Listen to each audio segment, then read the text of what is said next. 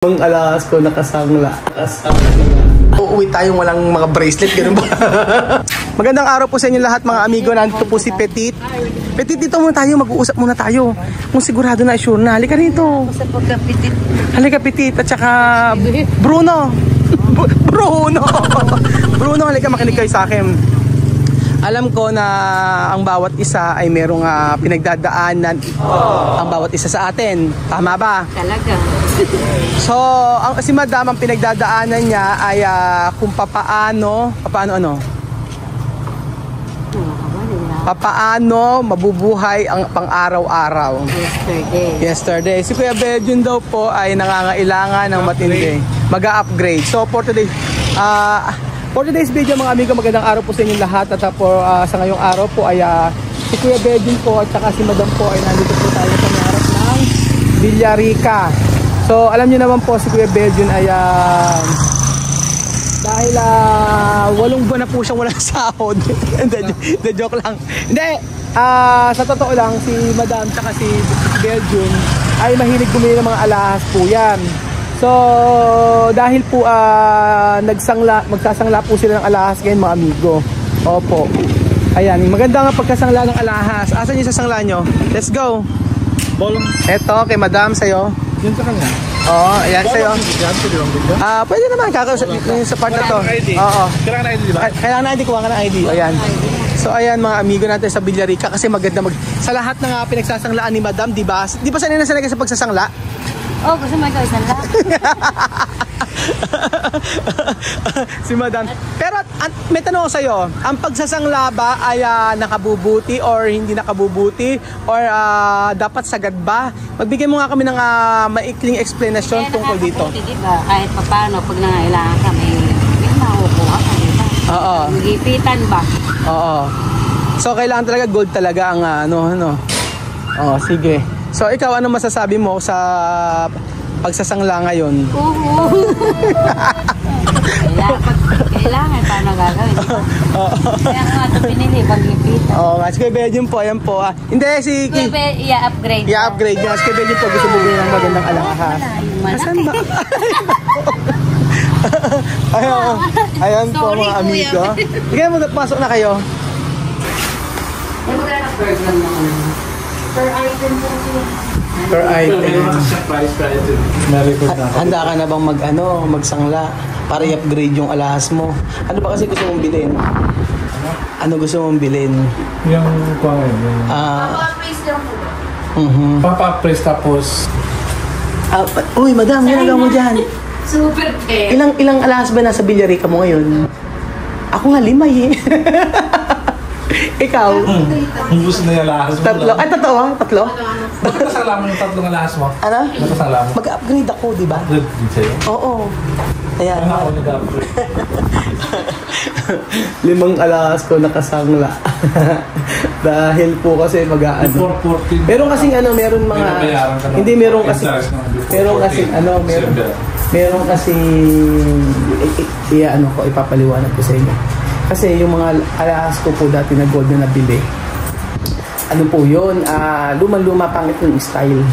So ginagawa ko po dun sa San Isidro, meron kami yung pinagsanglaan tapos in-upgrade ko po. Di mas maganda yung style, di ba?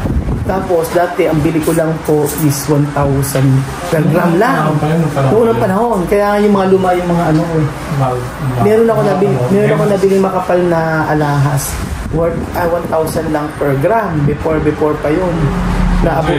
Ngayon nasa 6,000 na yan. Parang ganoon. Kaya kotang-kota na. Diba?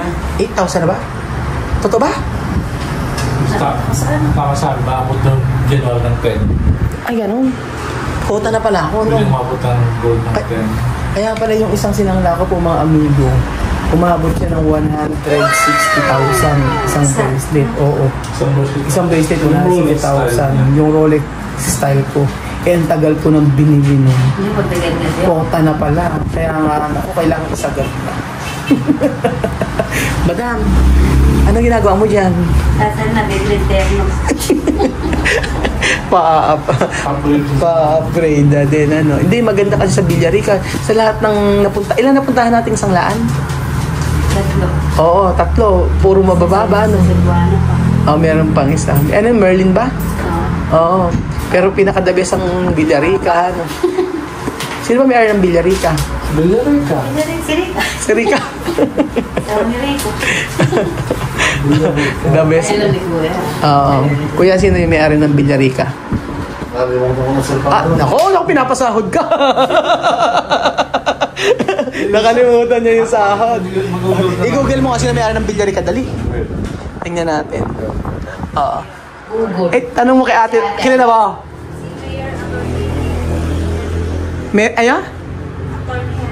Attorney Henry daw, may-ari ng Villarica. Kasi namin kung Ang alam mo lang, magsangla, pero hindi mo alam kung sino. si attorney. Sino attorney? Basta si attorney.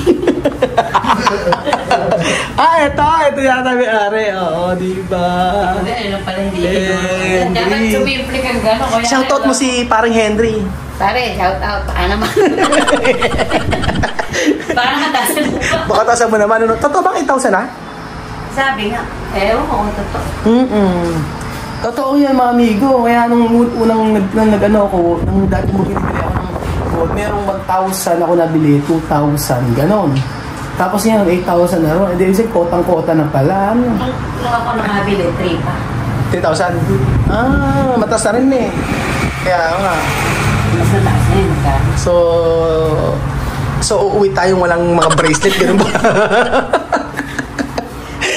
Pakunti ng pakunti. Bakit ba ikaw wala ka? Yung ano, no? Kaya titingnan natin. Yung mga tayo, yung kwintas, wala. Pagbalik ba yung bracelet mo? Kaya nga, di ba? Titingnan natin. Ano na? Huwag kang mawawala. Kaya nga. Si ano nga eh, si Brenda eh. Si Brenda May. Wala na relative. Hindi, si Brenda May pagka nagsasangla siya. Para saan po yung pagkain? Pag nagsasangla siya, di ba? Kunyari, nagbabayad siya sa ano. Sinasangla niya lahat. Oo, mahilig siya magsangla. Yes. Tinutubos naman niya. Doon din nakalaan kasi yung kung halimbawa ang ipitan talaga. Pero kahit yung tubo eh... Kaysa sasakyan kasi, sa sasakyan, bumababa talaga yung bag. Kaya nga. Hindi ba taas? Kaya Dyan sa gold. Ang gold lupa. Buti pa yung gold tumataas. Kaya nga. So, paano yun? Yung bracelet mo, wala na. Itong dagan Wala nga lang. mo naman dito tumataas sa lahat. Pinadali ka.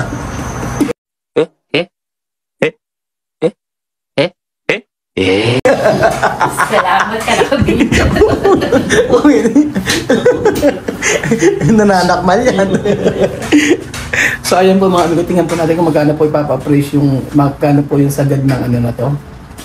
Hopefully po Parang kung talaga dito, o ba't ba nakapunta yung bracelet? ewan ko, pati bracelet ko Tagal na pinag-indor na ni Mama Isang Kaya nga. Ilang beses na ba yung pinagba-interest ni Mama Isang na? 3 beses. Pati ka ako nagtatabay. Ba't nagparating na yung bayan? Oo. Ano mo ako? Ano mo ako? Pero yung bracelet na ito po talaga. Oo, kasi nabili ko lang yan ng ano lang, parang like 1,500 o to. Puro gold yun na. Si Henry Villarica. Henry Villarica. Budget na Si ano? Sino ba? Ito hindi. Si Henry mo? Chuhin mo? Asa na kaya? Magkano na kaya ang sangla? Kainit yung ulo na yan. Bakit? Kuya, galit na galit yung tiyo. Bakit ba? Ba't ba kailangan mong magsalita kasi? Ha? Iya, Ganun ba kahirap yung buhay? Kailangan mo. Wala, pinapasahod ka naman Kuya Ben, Jun. Pinapasahod ka naman. Anong... Malapit na pinapagkalaman niya eh. Hindi naman pera to. Pinaghirapan ko naman to. Masyado kayo... Sino ba nagsabi kami naghirap? Mind your business. Hindi, tatanong mo. Ay, okay na. Okay na. Bali, ang todo po nitong sala, 121,000. Ang interest rate po nun, 4.5, 5,895 po yung interest niles. 125,105 yung ma-receive. Pero dito po sa kabila, ito po yung second option namin ng sala. Ano yun? 2% naman po yung interest. Nasala niyo po siya ng 98,000. 2,940. May mga option pala ne. Dalawa po kasi yun sa isang 4.5 po at isang Yung isa na yun, magkano isa na yun? ito po, 131 po. 130 mo na pala ito lumabas. Ay, 131, pati nga atin yan. Asa ba isa? Pati nga. Ito 131 na. bawal po muna. Ay, bawal na. Sige. 131 daw. Bali, ang Lahat yan ba? Hindi, 131 yung isang maliit na yun. Oo. Bali, 125,105. Dito naman po sa isang option po, yung Yung sa- tipid po number 3%. Oo. 98,000 naman po isa sanla. 2,940 yung Heart mo. Isa sa'yo magkano? 39. 39 yung kay Beljun? Oo. 37 naman Pumunta po ka na. yung isa. Oo, 37 yung sa'yo, sa kanya 39. Ay, ang laki na. O, diba? Sagad na ba yun yung Oo. Sa akin, sagad na. Sa akin, 131. O, diba? O, Sagad na yun? Wala na ba isasagad pa yung nakagitnaan? Tadang-tada na po yung gusto mo masagad? Oo, ano. So, ayan pa mga amigo, after po mag-sangla, si Kuya Beljun po andito, oh, sa may variety store. Ah, si Madam. Dito. Madam! Ay, kasasangla mo, andito ka agad! Ay, ito, madam. Ha? Oh, di ba mga amigo, maganda po kasi pagka magsangla ka kapag kailangan mo talaga ng pera, wala naman na problema. Kaya like ko sasabi sa inyo, gold ang pinakamainam. Pero yung sa akin po, na maisasangla po siya ng 131,000 kasama. Iniles na po yung interest doon. So, okay na rin pala.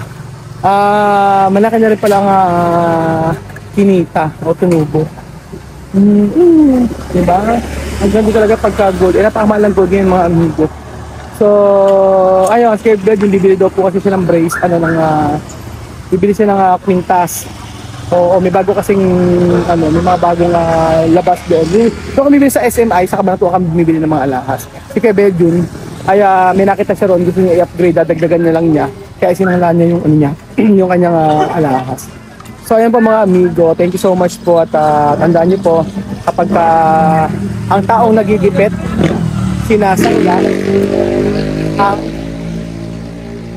sinasangla ang gold. Ang taong gipit, ibebenta kahit ano. Di po. Maganda po yung investment mga amigo, ang gold po. So, ayan. Ano ang masasabi mo Kuya Beljun? Ano masasabi mo Kuya Beljun sa pagbebenta at pagsasangla ng alahas? Napakasarap. Lalo pa yung mga spata. Pag nadagdagan Oo. Kasi kotang-kota na po mga amigo. Kalaban, nabili mo na siya 1,000 tapos ngayon 1,000 per gram. Tapos ngayon 6,000 o 8,000 per gram na. Diyan laki ng tubo po mga amigo. O diba? Ganun po ang gawin niyo mga amigo. Investment po ay ang gold. Tandaan niyo po yan, gold at saka po lupa.